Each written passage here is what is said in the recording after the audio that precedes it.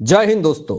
पूरे पाकिस्तान को ये बात बहुत अच्छे से पता है कि पाकिस्तान का फील्ड मार्शल आसिम मुनीर के घृणित अधर्म की वजह से पूरे पाकिस्तान को झेलना पड़ रहा है। पूरे पाकिस्तान को सजा मिल रही है। आखिर क्या आसिम मुनीर की घृणित अधर्म है, इस पे भी बात करेंगे। क्या इसको इस घृणित अधर्म की वजह से सजा मिली है, इस विषय में भी बात करेंगे। और जहरीला सांप आसिम मुनीर ने फिर से एक बार भारत को लेकर के एक नया साजिश करना शुरू कर दिया है और एक बड़ा ही घटिया जहरीला बयान दे दिया है। लेकिन दोस्तों, पूरा देश जानता है कि पाकिस्तान आतंकवादी देश है और पाकिस्तानियों की वजह से पूरा विश्व तबाह है। अंदर ही अंदर हर कोई झेल रहा है। लेकिन भारत ने क्लियर स्टैंड रखा है और वो खुल करके देश विदेश किसी भी स्टेज पर जाकर के बोलता है बेबाक तरीके से कि पाकिस्तान एक आतंकवाद देश है।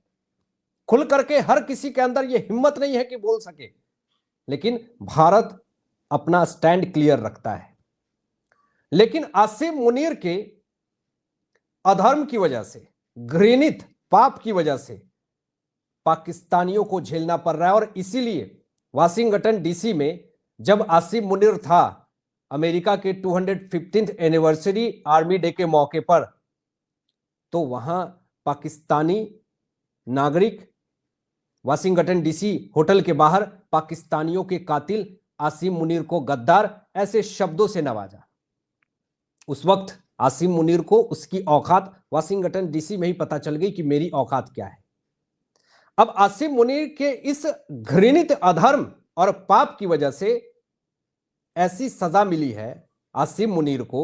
जरा देखिए कि पाकिस्तान में एक बड़ा घटना हुआ और पाकिस्तान के सेना के काफिले पर सुसाइड अटैक किया गया, जिसमें 13 जवान खत्म हो गए, 10 जख्मी हुए।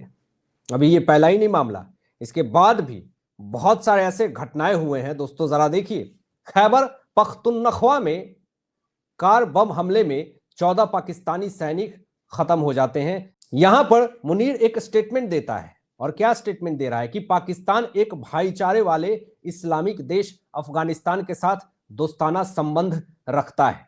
एक तरफ मुनीर ये स्टेटमेंट दे रहा है कि अफगानिस्तान के साथ मेरे बहुत अच्छे संबंध है, मैं दोस्ताना संबंध रखना चाहता हूं अफगानिस्तान से। इस विषैले सांप की इस गद्दारी नीति मुनीर की, इसके दोहरा रूप को मैं दिखाऊंगा।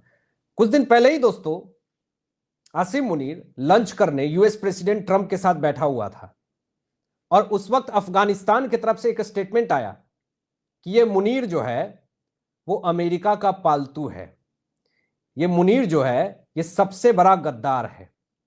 अफगानिस्तान की तरफ से ये स्टेटमेंट आए थे, और पूरा इस्लामिक देश ये बात जानता है कि पाकिस्तान से बड़ा कोई गद्दार है ही नहीं। और वहां पे अंदर ही अंदर डील कर लिया इसने। और क्या डील किया और इसके क्या प्रभाव ईरान में हुए, ये सब आपने देखा कि अमेरिका ने कुछ ही दिन बाद 3 न्यूक्लियर साइट्स ईरान के उड़ा दिए, परखच्चे उड़ा दिए।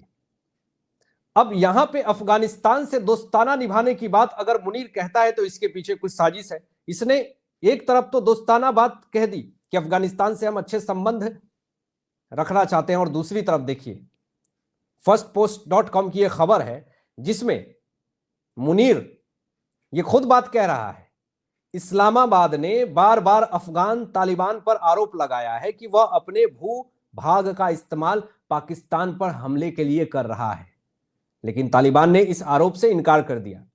यह पाकिस्तान खुद कह रहा है दोस्तों कि अफगानिस्तान और तालिबान जो है वो हमेशा पाकिस्तान के ऊपर हमले करती है और हमारे सैनिक मारे जाते हैं।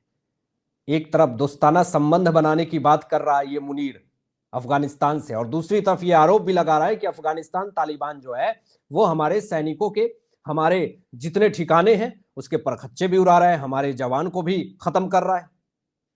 ये इसके घृणित अधर्म की सजा मिल गई दोस्तों मुनीर को, और ये इसके आसपास के देसी मुनीर को सजा दे रहे हैं, ये कोई और नहीं दे रहा है। कभी बलूचिस्तान इसको सजा देता है, कभी अफगानिस्तान और तालिबान इसको सजा देता है।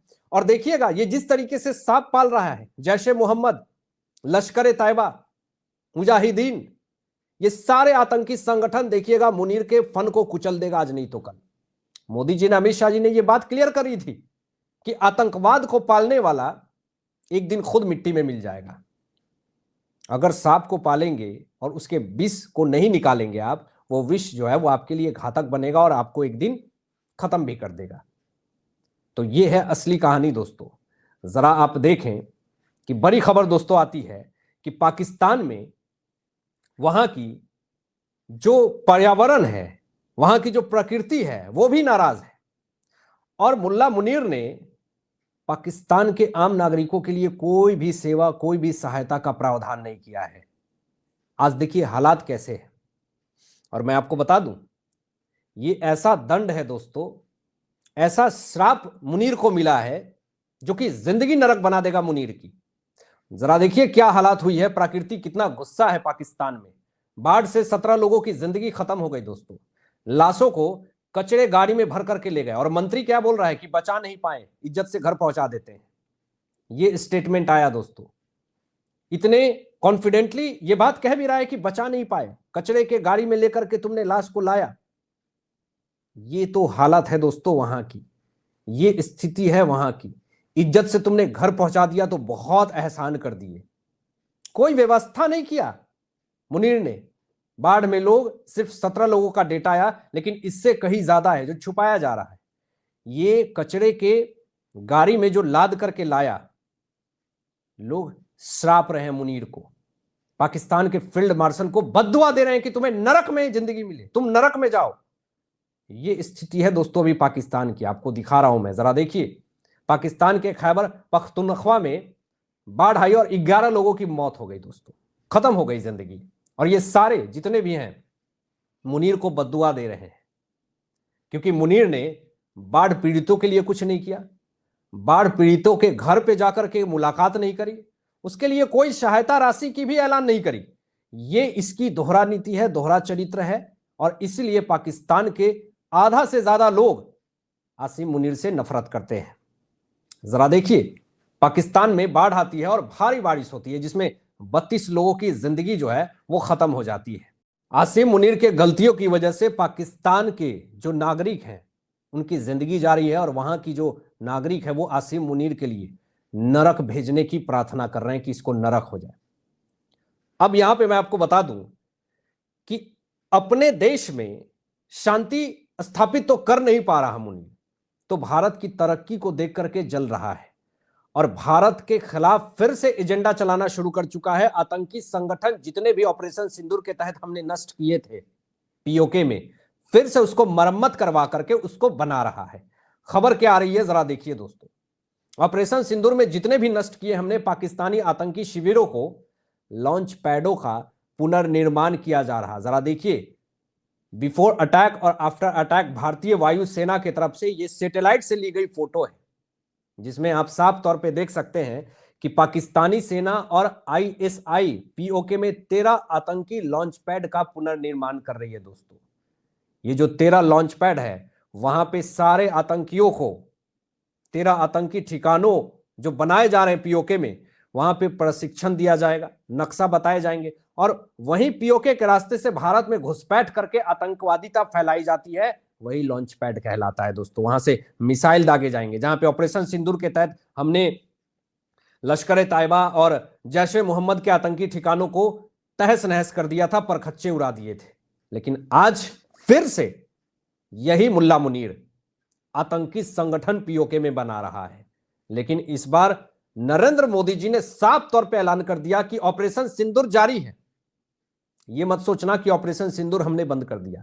एक भी हरकत तुमने करी तो इस बार ऐसी हालात करेंगे कि तुम उस हालात से बाहर नहीं निकल पाओगे। इस बार अमेरिका, तुम्हारा चाचा, तुम्हारा फूफा भी नहीं बचा पाएगा इस बार। हालांकि आपकी क्या राय है, इन तमाम विषयों पे अपनी विचार व्यक्त कीजिएगा और मिलते हैं लेटेस्ट ब्रेकिंग एनालिसिस के बाद। तब तक अपना ध्यान रखें, ख्याल रखें। सत्यमेव जयते। जय हिंद।